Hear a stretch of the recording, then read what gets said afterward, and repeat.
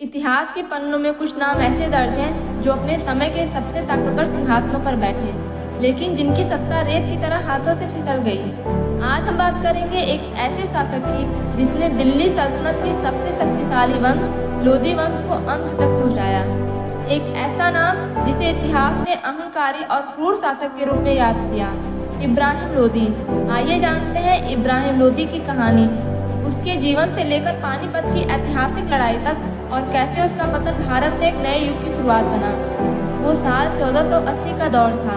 दिल्ली सल्तनत पर सिकंदर लोदी का शासन चल रहा था, एक समझदार और ताकतवर सुल्तान। उसके पास एक बेटा था इब्राहिम, जिसे लोग उसकी परछाई कहते थे। इब्राहिम बचपन से ही अलग था, तेज, गुस्सैल और बहुत ही गर्वीला।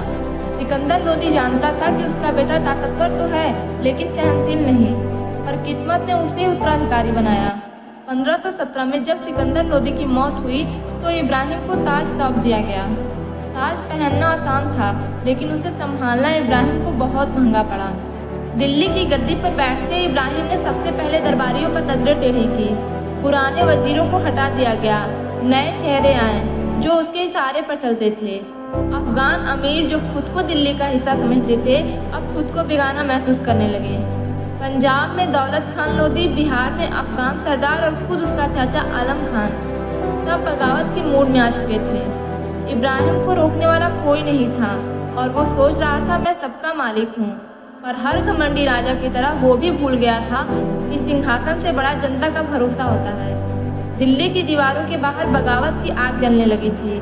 इब्राहिम का चाचा आलम खान, जो खुद गद्दी चाहता था, अफगान अमीरों के साथ मिल गया, लेकिन उसे पता था कि इब्राहिम को हराना आसान नहीं।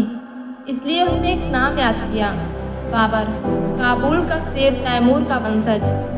आलम खान और दौलत खान लोदी ने बाबर को भारत आने का न्योता भेजा। आओ, दिल्ली तुम्हारा इंतजार कर रही है। बाबर के लिए ये मौका एक सपने जैसा था, भारत पर राज करने का सपना जो उसके पूर्वज तैमूर ने देखा था। 1526 बाबर 12,000 सैनिकों की छोटी सी सेना लेकर भारत की ओर निकला, लेकिन उसके पास था तोपों का जखीरा, युद्ध की नई तकनीक और सबसे बड़ी बात, एक विजेता की सोच। उधर इब्राहिम लोदी को खबर मिली एक विदेशी दिल्ली पर चढ़ाई कर रहा है, पर इब्राहिम हंसा, एक छोटा राजा मेरी लाखों की सेना को क्या हराएगा। उसने 1 लाख सैनिक जुटाए, हाथी, घोड़े, तलवारें, और निकल पड़ा पानीपत की ओर। लेकिन जो होने वाला था वो किसी ने नहीं सोचा था।